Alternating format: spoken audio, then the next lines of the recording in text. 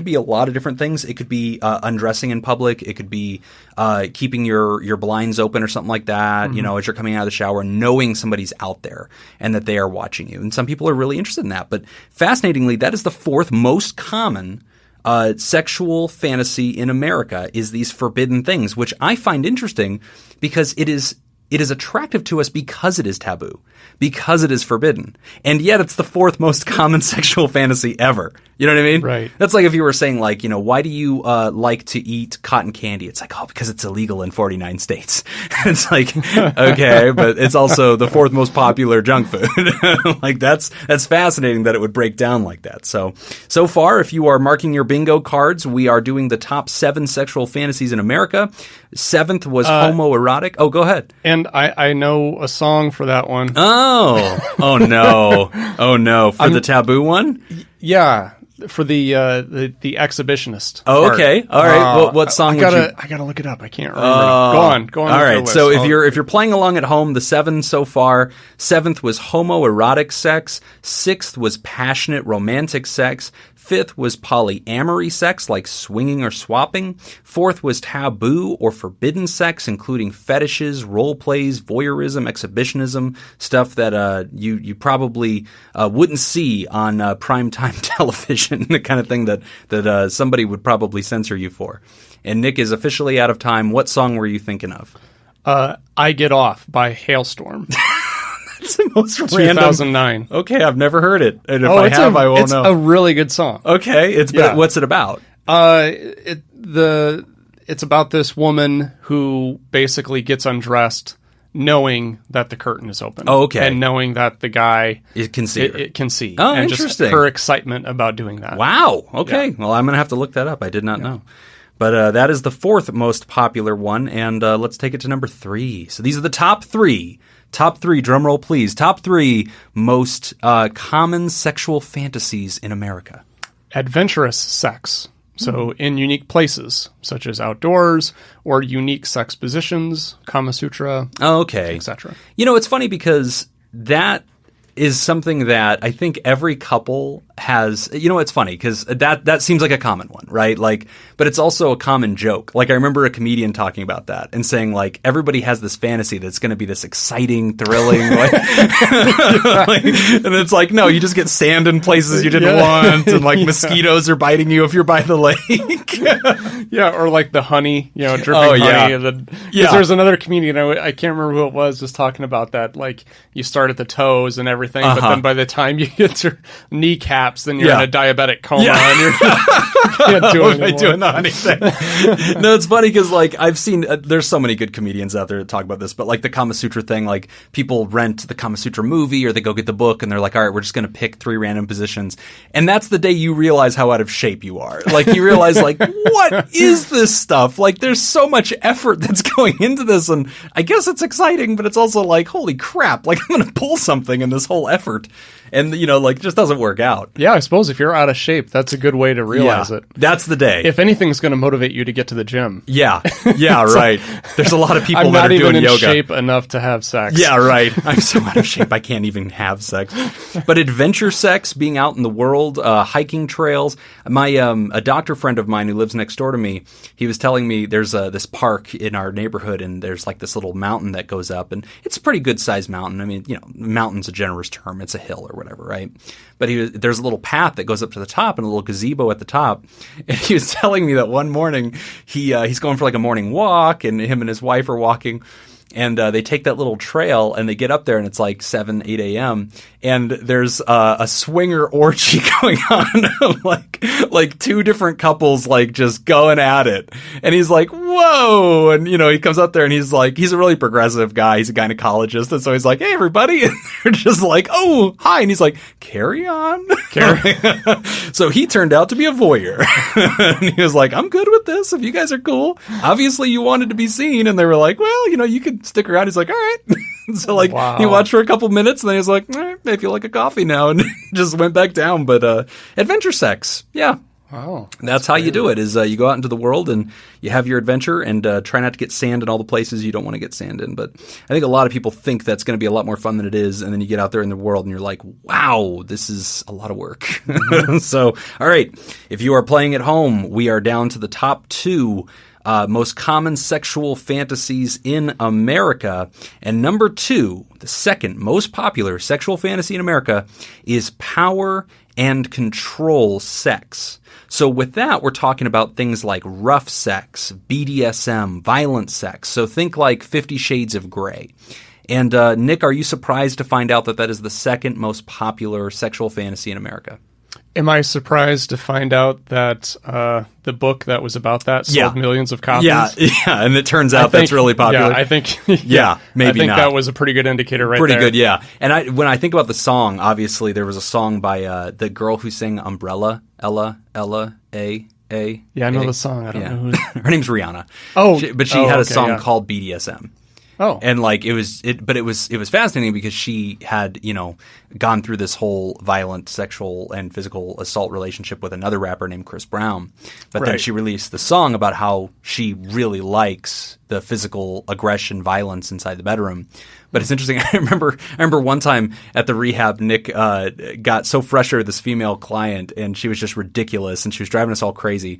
And so he, was talking to her in the office, and then he yells at her, and he's like, what do you want? Or something to that effect. He just yelled at her and said, raised his voice, and she was like stunned. But then she ended up being cool and like realizing, what, I'm out of control. And I was talking to her later, and she goes, I do not like to be yelled at, except in the bedroom. And she was like, I've never had anybody be that aggressive with me. I didn't know at the time. Sure you didn't. But it was funny because it made me laugh because she was like, no, he tuned me up. Like he got through to me. But usually I only like that much male aggression in the bedroom. I was like, oh my God. But I hear a lot of people talk about this. It is very common. And what's interesting is something like 70% of couples identify that they have experimented with that. And so it's interesting because we still think of it as taboo, but you're seeing it in popular media now. If you go to any like sex store, you're going to find whips and chains and ball gags and all these other, kind of things that go along with it.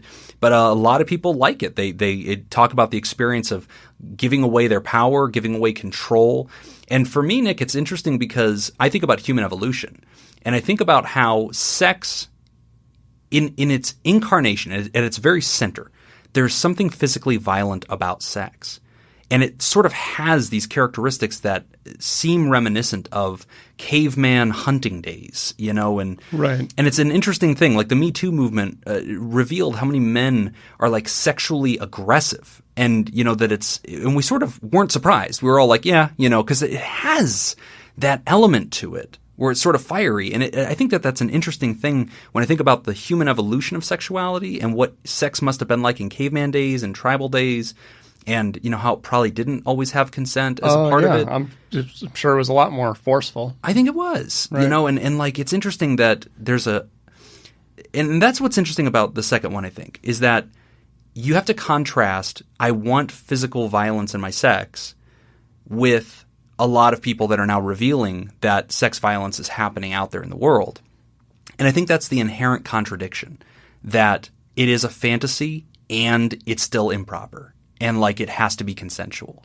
Right. And this is all of these really go back. They really have a foundation in having a very open and honest communication with your partner, and everything is worked out in advance and very careful, planned out, thought out, all of that. Otherwise, everything that we're talking about could be absolutely devastating. Oh yeah, or criminal. But what's amazing about it is like when I think about these the lists, it's interesting how sexuality and sexual fantasy reveals so much about the instincts of man. And I think that's what's neat about sex to me. And I think that's why a lot of people feel very vulnerable with sex is part of you in such an instinctive way. If you tell your friend, this is what I like pizza. How do you like your pizza? Oh, I like it with sausage and pineapple. That is not an instinctive description of who you are. Like, I don't really care. That doesn't tell me. But if you're sitting down with your friend, you tell them your sexual fantasy, there's no takesies backsies. Yeah, you can't unring that bell. You can't unring that bell. You can't dismiss it. And we know that we're sort of revealing this incarnate truth about ourselves. And it's fascinating because, Dr. Victoria Hartman would tell you you're overthinking it. Like sex can just be as superficial as appetite and you're allowing it to have too much power.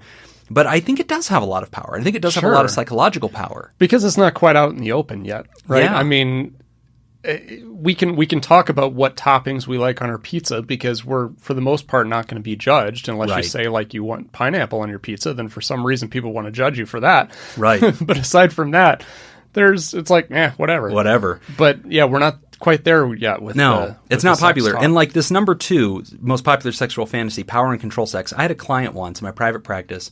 This individual was a very powerful person in our community, and they were very much in charge of organization, and they were a very prominent person. And the thing that we were working on was this person had basically gotten caught by their spouse being somebody who wants to be dominated sexually. And so this person was showing up in environments and places and setting up these casual encounters where he was being sexually dominated by women and men that, were his partners, and then it all got exposed. And it was interesting because we talked about that deeper psychology. Why do you long to have power taken away from you? And he was fascinating because he was like, because I am so powerful. And he was like, I have so much control over my life, and so many people salute me and are afraid of me, and I am an A-type, and I'm always in charge. But there was something for him very releasing about letting go of power and having somebody else have control over him. Does this person have any connections with the mob? I just need to know if I'm safe as you're talking about this and sharing it on the radio. I didn't say his name. Okay, yeah, all right. But listen, Steve Wynn's going to be just fine. Oops. We'll fix that. Yeah, all his fiascos have already come out. But it wasn't actually Steve. It was not actually Steve Wynn. I should clarify. Let's clarify. All right, so we have so far listed the top 6 or the back 6 sexual fantasies in America. We are working up to number 1, but let's recap. 7th place, homoerotic sex. 6th place, passionate romantic sex. 5th place, polyamory, swinging, swapping kind of sex. 4th place, taboo or forbidden sex like fetishes and role plays. 3rd place, adventurous sex, unique places, unique positions. 2nd place, power and control sex like BDSM, rough sex, or semi-violent sex.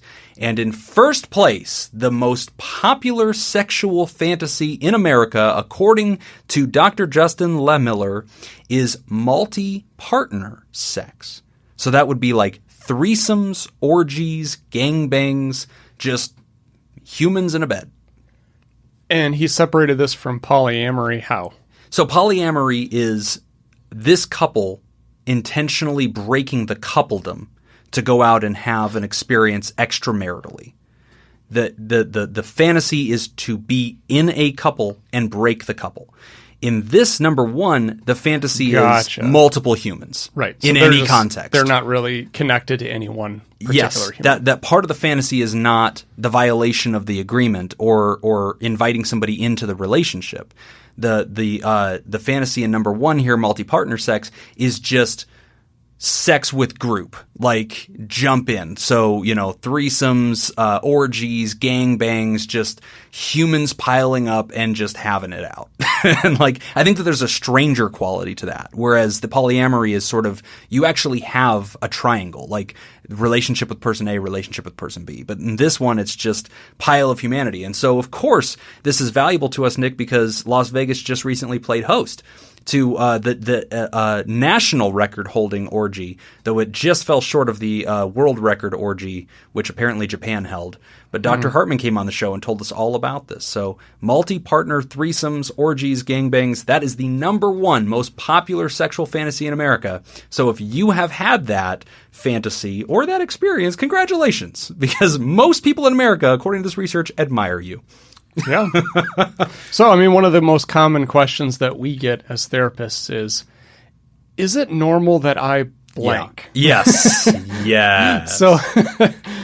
So, I guess if the way you filled in that blank was any of the things that we listed, I guess we can say, yeah, that's normal. You now know what the 7 most popular sexual fantasies are in America.